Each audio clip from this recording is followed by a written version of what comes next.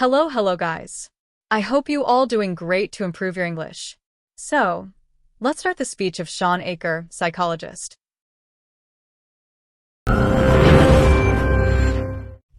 When I was 7 years old and my sister was just 5 years old, we were playing on top of a bunk bed. I was 2 years older than my sister at the time.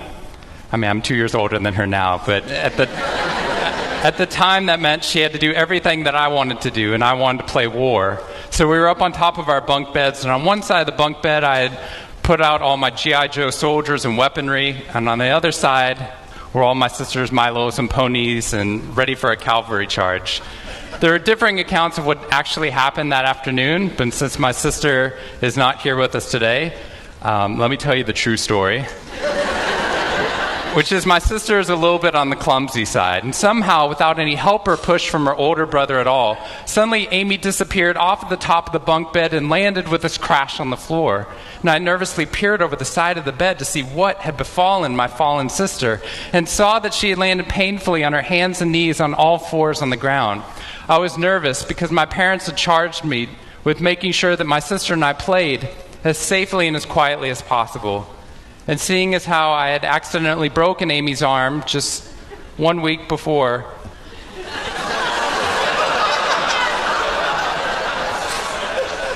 heroically pushing her out of the way of an oncoming imaginary sniper bullet,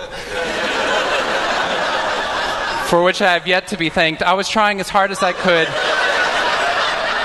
She didn't even see it coming. I was trying as hard as I could to be on my best behavior, and I saw on my sister's face this wail of pain and suffering and surprise, threatening to erupt from her mouth and threatening to wake my parents from the long winter's nap for which they had settled. So I did the only thing my little frantic 7-year-old brain could think to do to avert this tragedy. If you have children, you've seen this hundreds of times before. I said, Amy, wait, don't cry. Did you see how you landed? No human lands on all fours like that.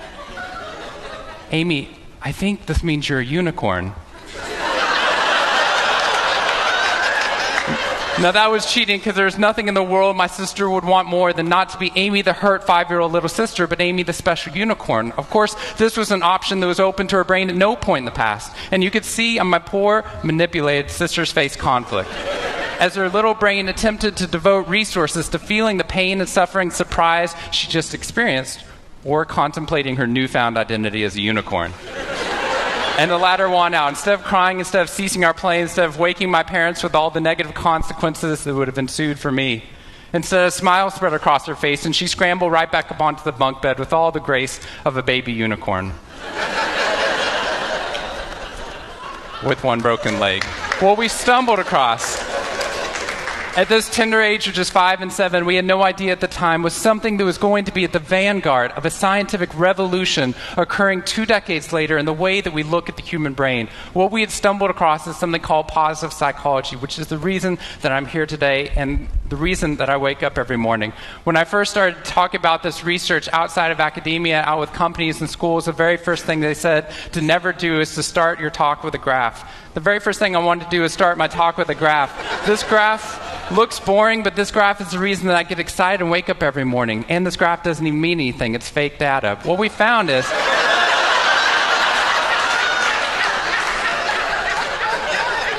if I got this data back studying you here in the room, I would be thrilled because there's very clearly a trend that's going on there, and that means that I can get published, which is all that really matters. The fact that there's one weird red dot that's up above the curve, there's one weird in the room, you know who you are, I saw you earlier. That's no problem. That's no problem, as most of you know, because I can just delete that dot.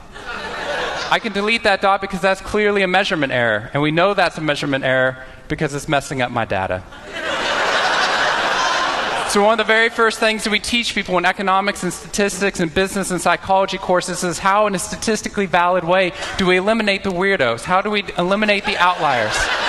So that we can find the line of best fit, which is fantastic if I'm trying to find out how many Advil the average person should be taking. too. But if I'm interested in potential, if I'm interested in your potential or for happiness or productivity or energy or creativity, what we're doing is we're creating the cult of the average with science. If I ask a question like how fast can a child learn how to read in a classroom, scientists change the answer to how fast does the average child learn how to read in that classroom. And then we tailor the class right towards the average. Now, if you fall below the average on this curve, then psychologists get thrilled, because that means you're either depressed or you have a disorder, or hopefully both. We're hoping for both, because our business model is that if you come into a therapy session with one problem, we want to make sure you leave knowing you have 10. So you'll keep coming back over and over again. We'll go back into your childhood if necessary, but eventually what we want to do is to make you normal again. But normal is merely average. And what I posit, and what positive psychology posits, is that if we study what is merely average, we will remain merely average. That instead of deleting those positive outliers, what I intentionally do is come into a population like this one and says, why? Why is it that some of you are so high above the curve in terms of your intellectual ability, athletic ability, musical ability, creativity, energy levels, your resiliency in the face of challenge, your sense of humor? Whatever it is, instead of deleting you, what I want to do is study you. Because maybe we can glean information, not just how to move people up to the average, but how we can move the entire average up at our companies and schools worldwide. The reason this graph is important to me is when I turn on the news, it seems like the majority of the information is not positive. In fact, it's negative. Most of it's about murder, corruption, diseases, natural disasters, and very quickly, my brain starts to think that's the accurate ratio of negative to positive in the world. What that's doing is creating something called the medical school syndrome, which, if you know people who have been to medical school during the first year of medical training, as you read through a list of all the symptoms and diseases that could happen, suddenly you realize you have all of them. I have a brother-in-law named Bobo, which is a whole other story. Bobo married Amy the unicorn. Bobo called me on the phone from Yale Medical School. And Bobo said, "Sean, I have leprosy." Which even at Yale is extraordinarily rare. But I had no idea how to console poor Bobo, because he had just gotten over an entire week of menopause. See, what we're finding is not necessarily the reality that shapes us, but the lens through which your brain views the world that shapes your reality. And if we can change the lens, not only can we change your happiness, we can change every single educational and business outcome at the same time. When I applied to Harvard, I applied on a dare. I didn't expect to get in, and my family had no money for college. When I got a military scholarship 2 weeks later, they allowed me to go. Suddenly something that wasn't even a possibility became a reality.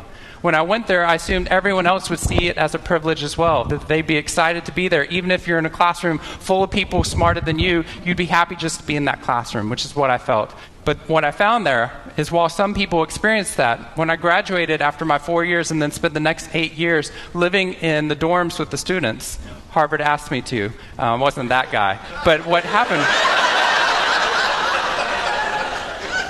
I was an officer of Harvard to counsel students through the difficult 4 years, and what I found in my research and my teaching is that these students, no matter how happy they were with their original success of getting into the school, 2 weeks later their brains were focused not on the privilege of being there, nor on their philosophy or their physics. Their brain was focused on the competition, the workload, the hassles, the stresses, the complaints.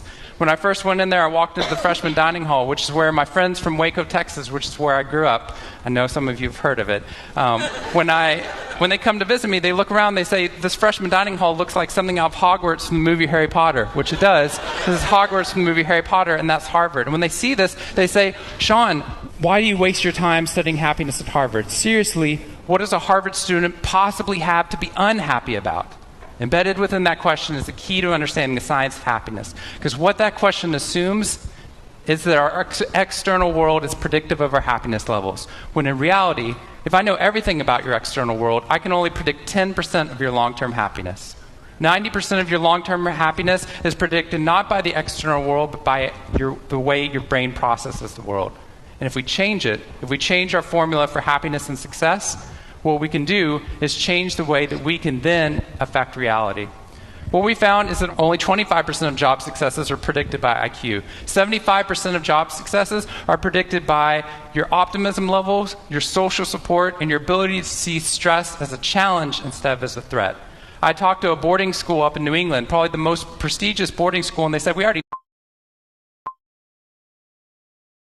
know that. So every year, instead of just teaching our students, we also have a wellness week, and we're so excited. Monday night, we have the world's leading expert coming in to speak about adolescent depression.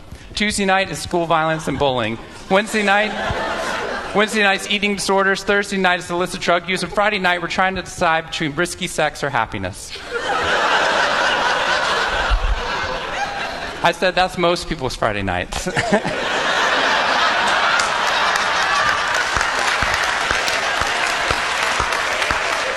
Which I'm glad you liked, but they did not like that at all. Silence on the phone. And into the silence, I said, I'd be happy to speak at your school, but just so you know, that's not a wellness week. That's a sickness week. What you've done is you've outlined all the negative things that can happen, but not talked about the positive. The absence of disease is not health. Here's how we get to health. We need to reverse the formula for happiness and success. In the past 3 years, I've traveled to 45 different countries, working with schools and companies in the midst of an economic downturn. And what I found is that most companies and schools follow a formula for success, which is this: if I work harder, I'll be more successful. And if I'm more successful, then I'll be happier. That undergirds most of our parenting styles, our managing styles, the way that we motivate our behavior. And the problem is, it's scientifically broken and backwards for 2 reasons. First, every time your brain has a success, you just change the goalpost of what success looked like. You got good grades, now you have to get better grades. You got into a good school, now you have to get a better school. You got a good job, now you have to get a better job. You hit your sales target, we're going to change your sales target. And if happiness is on the opposite side of success, your brain never gets there. What we've done is we've pushed happiness over the cognitive horizon as a society. And that's because we think we have to be successful, then we'll be happier. But the real problem is our brains work in the opposite order. If you can raise somebody's level of positivity in the present, then their brain experiences what we now call a happiness advantage, which is your brain at positive performs significantly better than it does at negative, neutral, or stressed. Your intelligence rises, your creativity rises, your energy levels rise. In fact, what we found is that every single business outcome improves. Your brain at positive is 31% more productive than your brain at negative, neutral, or stressed. You're 37% better at sales. Doctors are 19% faster, more accurate at coming up with the correct diagnosis when positive instead of negative, neutral, or stress, which means we can reverse the formula. If we can find a way of becoming positive in the present, then our brains work even more successfully as we're able to work harder, faster, and more intelligently. What we need to be able to do is to reverse this formula so we can start to see what our brains are actually capable of. Because dopamine, which floods into your system when you're positive, has 2 functions. Not only does it make you happier, it turns on all the learning centers in your brain, allowing you to adapt to the world in a different way.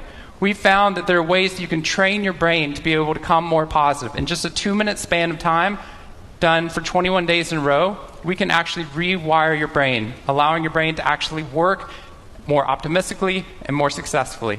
We've done these things in research now in every single company that I've worked with, getting them to write down 3 new things that they're grateful for 21 days in a row, 3 new things each day.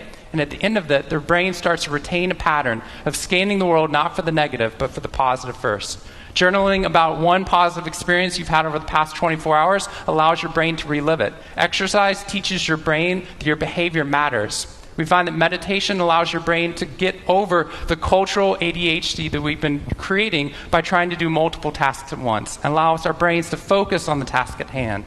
And finally, random acts of kindness or conscious acts of kindness. We get people, when they open up their inbox, to write one positive email praising or thanking somebody in their social support network.